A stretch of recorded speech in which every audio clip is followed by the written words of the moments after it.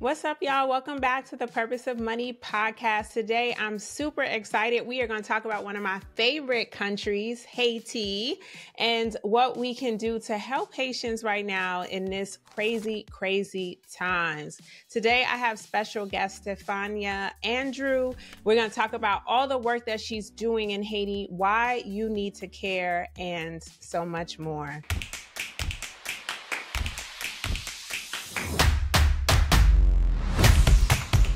Before we get started, I want to tell you guys a little bit more. So as a young child in Haiti, which this is amazing, you had the privilege to receive an education and an exceptional experience, which you are now extending to other children of Haiti. And when you were traveling back and forth as an adult, you had conversations with Haitians in Haiti and you realized that they need our help. So you created an amazing opportunity where the Garden of Life was born. Your organization was born where you're removing barriers from families' ability to get education.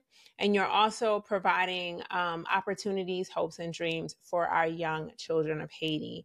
So without further ado, please introduce yourself and tell us more about the Garden of Life and why this is so important to you and needs to be so important to us.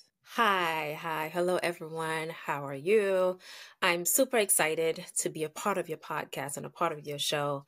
And when we met and you told me how you work in Haiti, and I was so excited and I couldn't wait to work with you and to talk to you because I'm like, I have to steal you one of these days and take you to Haiti with me, especially we in Jacmel because I know how much you love Jacmel. Yes. So many good memories. For those that don't know, Jacmel is a city in the south of Haiti where the waters run blue. Oh, it's so beautiful. And it is my favorite city in Haiti because I remember going there one weekend, long weekend, and jumping off the cliffs into the blue waters and just having the best food. And it's the best time of my life. So yes, please take me back. Please take me back to Haiti. Let's go. We're actually working on that, trying to map it out and see how we can get there safely because Jacmel, everything is, wonderful. The kids are enjoying, the program. We still operate every day, but, Port-au-Prince is not as fortunate.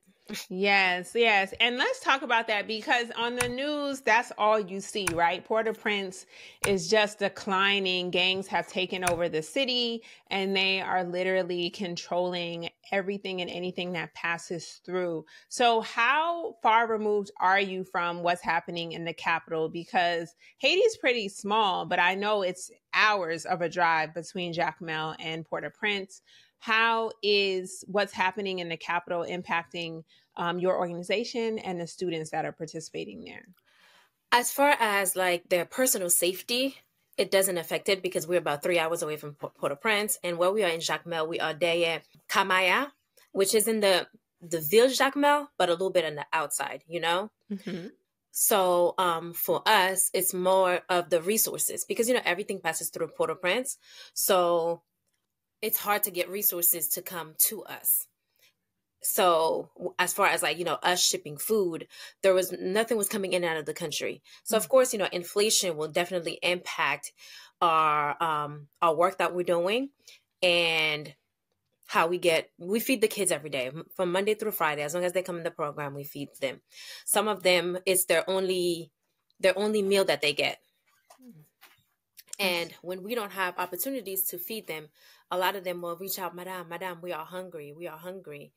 Madame, can you please help us? So when Port-au-Prince is down, it impacts us a lot because we can't get resources. And can you imagine, we had Christmas toys that were donated to us. We still have them. Wow. But they're still here at least. You know that they haven't been lost or taken or distributed to those who they weren't intended for. So that's really good. So what about your ability to engage with the team that's on the ground? I know you used to visit Haiti quite frequently, and I'm sure you have not visited in a while. How long has it been? And what are some of the things that you've had to do to support the team in Jacmel since you can't be there physically? Because my on-site director, she's Haitian American, so we use WhatsApp a lot. We use Zoom a lot, so I can engage with the team, engage with, the leaders that are there to ensure that the work is still, going on, because Jacmel is not impacted as far as, the violence, the way it is in Port-au-Prince is impacted. That's good. That's good. So, how is it? Well, let's talk about more about the services. What type of education are the students getting from you, and how do you help them learn? What is some of the like details about your program in the Garden of Light? For us, we're actually in 3 different cities. Oh. The first city, we are in Port-au-Prince, but Port-au-Prince, the only thing that we do, we provide a academic scholarship to the students in Port-au-Prince. We partnered up with the school and the kids that are, progressing well, that are doing well academically, because I feel like in our culture, it's so easy for us to chastise, when someone's doing wrong, but it's not as easy for us to uplift and encourage when they're doing, the right thing. So the kids that are doing well, we provide a full scholarship. And when we receive enough donations, we also try to provide them with a laptop, because we do know that Port-au-Prince can get pretty chaotic, and you never know when the city will be in complete turmoil. So what we'll do is we provide the laptop so that the kids can continue virtual learning, even though like Port-au-Prince is in complete chaos. And then the other qualification for this program is you have to do a community service project of your choosing. So the students will choose something. Some of them help the elders, some of them clean up their, areas, because, trash is a huge problem in Port-au-Prince. So they'll clean up their areas. They'll encourage other youth to join their effort and making sure that, the areas is clean. And then there are, passing on the message that it's important to clean up your area. Let's not wait for the government. Let's not wait for our city leaders. Let's just take action and do it. And others are tutoring students that are, in the same grade, sometimes lower grades, that are struggling academically. And all they have to do is to write an essay about it, short essay on a monthly basis for us to track the progress, take pictures, take videos. And at the end of the year, they do a huge essay just letting us know, like, why did they choose this project? How was the project prior to them choosing it? And how are they, affecting their neighborhood? How are they being beneficial changes in their community and their areas? Right. So that's the requirements for Port-au-Prince. Okay. And the next city, of course, is Jacmel. That's where we have majority of our students. We have about 55 students in Jacmel. Jacmel is an after-school program that we have, because at this moment, we don't have our own facility yet for us to have a school. But like when I did a survey, there was a huge need for tutoring. We have kids that are 18, that are in the 7th grade, the 8th grade. We have a student right now that's in our program. She's 14. She's in the 3rd grade. And a lot of our students, because of lack of resources, they'll spend 3 to 4 years sitting at home. So their parents to come up with the money and for them to go to school. So what we'll do, we'll come alongside of them some of that time. If we have enough funding, we will pay for that child so we can ensure that they will be in school for the whole year. But every day from Monday through Friday, these kids that come after school, we tutor them, we mentor them, and of course we give them a meal, because like I can't ask them to give me more. I can't ask them to give me a moyenne 6 or 7 or 8 the way they do it in Haiti. It's a number scale, so it's not A's and B's, it's numbers, and 9 is the highest number. I can't ask them for A or B when they say, "Madam, we're hungry. Madam, we have a headache. Madam, we haven't eaten in days." I can't push that. Last year, we lost a 2-year-old to hunger. And in 2024, it's something that is so hard to hear, that we're still losing children to hunger. And our goal is to try to eradicate that one youth at a time, one child at a time in Haiti. So that's why we provide this meal. We celebrate all the major holidays with the kids in Jacmel. And then we also, every year, we have a 1-month-long summer camp. And the summer camp, that's the only time they get to eat 2 meals a day. And the kids, that's what they look for. They look forward to the food, because every time you ask them, it doesn't matter how many new programs that I add. It doesn't matter how much fun they had. When you ask them, "So what did you enjoy the most about camp?" "I had an opportunity to eat twice a day." That doesn't happen. We have one kid who said, "Well, if I had the opportunity to eat like that all the time, I could finally put on some weight. Because outside of this program, I don't know where my next meal is going to come from. I don't know, how I'm going to be able to pass, these classes, because my parents are illiterate. They can't help me." So that's why our program is so important. On a weekly basis, we are turning 50 kids down because we just don't have the resources. I was just about to ask that. How do the children get into the program? Is there an application process or are they selected based on need? The first majority of our students, they've been with us the whole time for the last 3 years. So we had, when we first started, we had a call out in the community, and my underground, the workers that I have that are on the ground working, like they did the call out based on the need, but each child had to bring their parents. We had a lot of kids who came out, but if the parents were not present, we could not work with that child because we want it to be a partnership. We will not be successful without the help of the parents, the community, and then the teachers, all of us coming alongside. And we were at capacity then. So now if a child were to leave and they travel somewhere else, they can no longer be in our program. So we'll have an application based. Number one, the need. Number two, the parents. It's huge. But we are in Jacmel, so the need is huge. We have more students that are in need than those that are not in need. So we'll have the application process, the interview process, and choose it based on that. Right now we have a waiting list of students wanting to come in our program, but unfortunately we at our capacity. Mm-hmm. So what's the third city? You said Port-au-Prince, Jacmel. What's the third city where you are also helping? The third city is Chut. And then for this program, it's every child deserves to be in school. And kids just running around in the street is a huge issue in Haiti. So in the city of Chut, what we'll do is we'll just take these kids off the streets and put them in school. So we had the opportunity to do that for 25 students. That's who awesome. were in school for the very first time. And you can see like the way that they walk, the way that they talk just completely change just based off of the fact that they were able to go to school. Yeah, no, that's very powerful. How long has Garden of Life existed? I know it's a nonprofit organization. When did you first create it, and how do you fund your organization? We've been working on the ground now for 3 years, believe it or not. We started out with 25 students, and within 3 years, we grew to 84 students. Amazing. And I was just like, whoa, I did not expect for us to grow that quickly and that fast, and in the different programs that we have, and how much they appreciate the work that we're doing, like the parents, the students. Some of the students, when it's time for them to go home, they say, Madam, we don't want to go. We're not ready to go. Because we introduced new programs. We introduced volleyball, where the kids had never seen volleyball before. We introduced chess. They had never seen chess before. We do theater. They're not just coming for them to get tutored on, the work that they're doing in school, but like for us to introduce them to new opportunities, new games, and new sports that they didn't even know were out there. And we started teaching the kids how to paint, how to draw. Within a month, the work that they were creating was a masterpiece.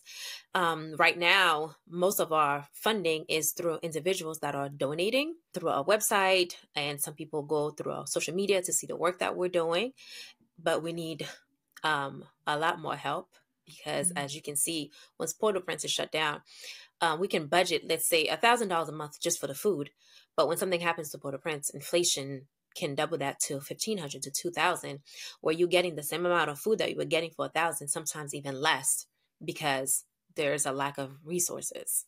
Understood. And people are probably taking advantage of the situation, charging you more because you're probably getting food in the respective cities, but at a markup because maybe it was dangerous to get it from Port-au-Prince to where you are. So that's really, really interesting. How have you been able to rally the support from the local community? Do you have anyone in Haiti who also donates to support the mission, or are all your donations from U.S.-based individuals?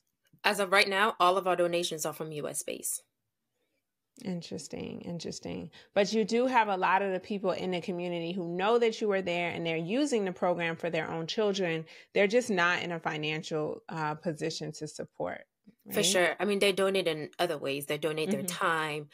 And because like whenever we have our summer camp, we have different parents. That's one of the requirements they have to volunteer. one of the parents, whether they're volunteering in the kitchen to help with cooking the meals, to help with feeding the kids. We have parents that are in the classroom making sure that, the kids are, focusing and doing their work. We have other parents that are in the hallway facilitating, kids transitioning from one program to the next program, and also facilitating, restrooms. You have parents and students getting together to clean up their, the classrooms, to clean up the school where we are operating. So they donate in other ways. And I remember for Christmas, they wanted a nice Christmas party.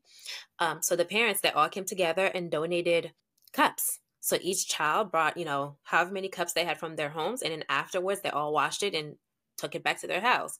They donate in other ways, just not financially. No, that's beautiful. And I like that you're getting the parents involved and giving them an opportunity to be present. So maybe that's also rewarding for them as a family, being able to see the different children coming together and growing. And I think that's a good way to give back, since you do need the help, you do need the hands. So tell me more about, how is it that you're spreading the word in the U.S.? You said you have a website. What is that website? What types of ways can people give? Do you only accept donations through certain platforms? Just let us know. Okay, like our website is www.tgolhaiti.org. Then again, it's www.tgol, it's like the Garden of Life, but abbreviated tgolhaiti.org. They can do it online. They can Zelle us. The Zelle would be through the number for the organization. I don't know if you want me to let you know or just send it to you. Yeah, no, it's good for people to hear so they can take action, but we'll definitely include all of this in the show notes and on the website. So where do you see your organization in the next 5 years? In an ideal world where all your resources are provided for, what is your dream? Oh my goodness. In the next 5 years, I would love for us to have our own space, because I want to introduce education in a completely different method, the way that they are introducing them in Haiti, use different methodology, because I see how the kids, when we play different games that are educational games, how we make education come alive for them, they learn more and they're able to think. I have thought-provoking questions for them, and I have different projects where they have to think and they have to work together. For example, one of the projects is, have you ever heard of fanal? When you were in Haiti, did you see fanal? I don't think so. What is that? It's like little homes made out of, cardboard. Oh, yeah. 10 homes, cardboard, different things in yes. Mm-hmm. Fanal, okay? So in the summer, I'm praying that we have enough resources for us to have a summer camp this year. So in the summer, I'm going to hire someone to come and teach the kids how to make fanal. But prior to him even making the fanal, I want him to teach them how to draw a city. The kids are going to be working together. They're going to be in different groups, and they're going to build their dream city out of, fanal. So they're not just going to be building homes. They're going to be building their dream city. My dream city is going to be completely different from what your dream city is going to look like. But fundamentally, there are certain things that every city needs to have in order for it to operate properly. And I want for the kids to know that, every single job is important. I don't want you to feel like, well, if I'm not a lawyer, if I'm not a doctor, like they've been preaching for years, then, I have not accomplished much. No, it doesn't matter what you do in your community, as long as you're giving your all, you're giving 100%, and you're giving something of quality. It is worth doing. So these kids will be in a group, and they're going to be building their dream city. But like this teacher will teach them how to draw a city, how to map it out, how to write it out before they put it together. I want them to imagine. I don't want them to see, like right now, they don't have electricity. And in the area where we are, we don't even have water. We don't even have running water. We have to get it from another city. We have to get a truck to come and bring us water.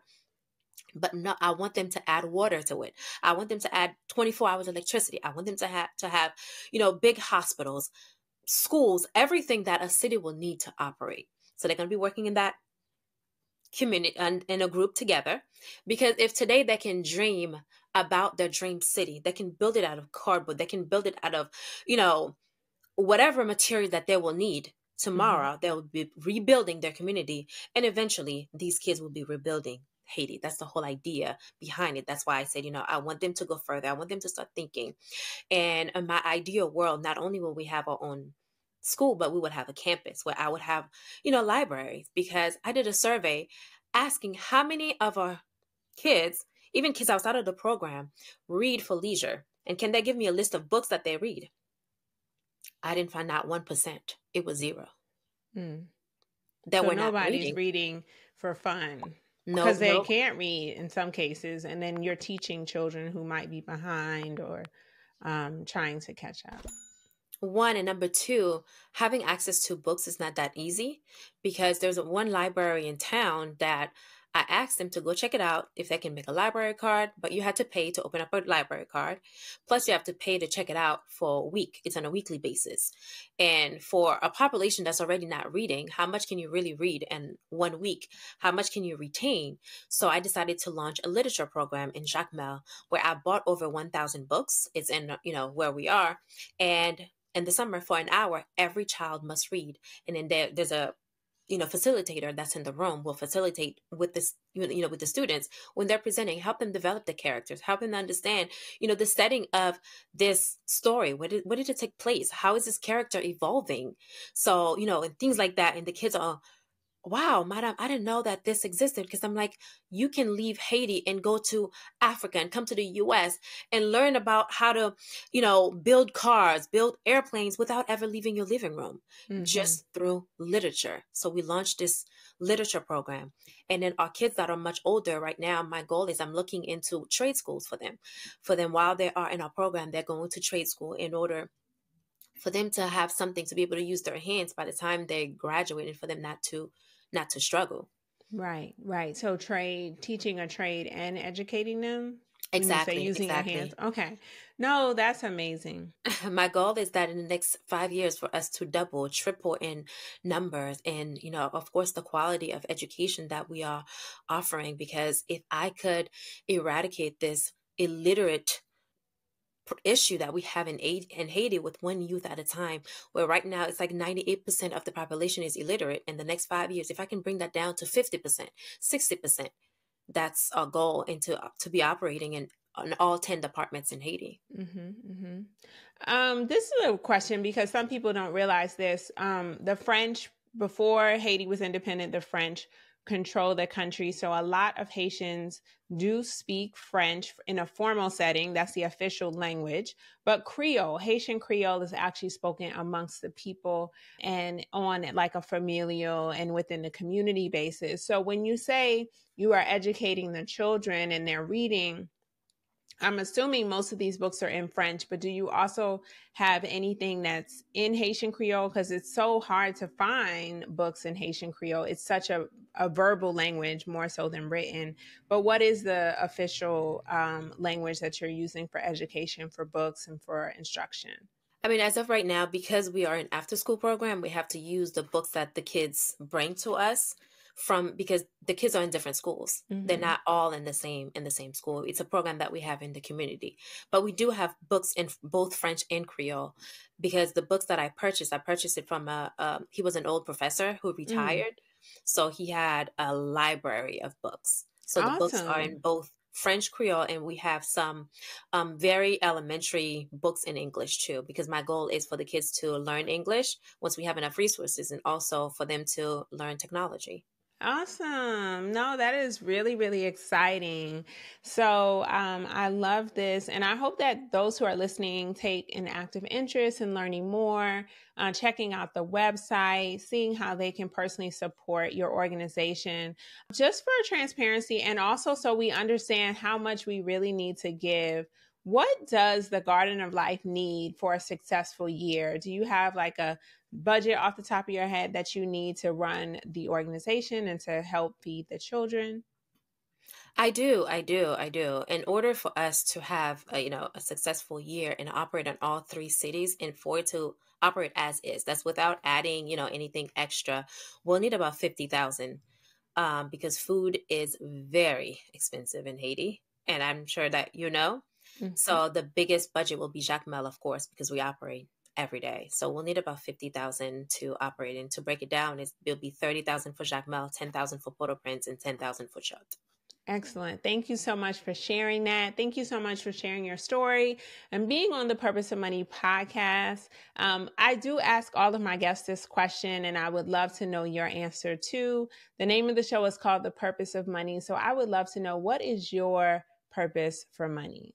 For me, my purpose for money is, freedom, because money allows you to be free, where you're not tied to anything or anyone. Because imagine if we had money, if we had more resources in the garden of life, how much more we would be able to do for others and for the community, how much more we'll be able to empower the community because of the work that we're doing. So the purpose of money to me is freedom and empowerment. It empowers you to do so much, and it empowers you to dream bigger than where we are. And one of the things I encourage the kids is, don't look at your circumstances, dream big. Yes, I love it. Dream big. Thank you guys. Thank you so much for being on the show. I hope you guys take action, look in the show notes, visit the website, and make a donation today. I love to hear your stories. So after you do that, make sure you reach out and share your story with us so we can share it on a future episode and also highlight the good work that the Purpose of Money listeners are doing. Thanks again for being on the show. Until next time, guys, keep building generational wealth. Thank you so much for having me. I really, really, really appreciate it. This was such a pleasure. Thank you for taking interest in the work that we're doing in, my country. So thank you so much. I look forward to us going to Haiti next time. Yes, we'll be doing this show in Haiti next time. The both of us will be next to each other on the beach. That is definitely the plan. The beaches of Haiti are some of my favorite places, Jacmel especially. So I think that is a great idea. And even if we did a whole mission trip, getting people to come and see the kids in Haiti, that would be awesome. Oh, we are working on that. Trust me, we are working on that. We just want to make sure we are mapping it out and everyone will be safe, but we are definitely working on that. All the kids can't wait to see you guys. Because when I tell them this organization donated, so-and-so donated, they say, Madame, we want to see them, Madame, because they're such a sweet kids. Oh, and the other thing that we do with the kids in Jacmel, we take them out into the community every Friday in the summer. It's field trip day. So we take them, to the beaches that are in Jacmel, to different historical places for them to see their country, their neighborhood, because our goal is to make them fall in love with Haiti. So how can you fall in love with a place you don't really know? That is a great mission. Oh my gosh. Thank you for sharing. Yes. We'll do all we can to support. Please, guys, donate today. Follow the instructions in the show notes. And when it is safe to do so, we would love to visit. Yes. Come with me.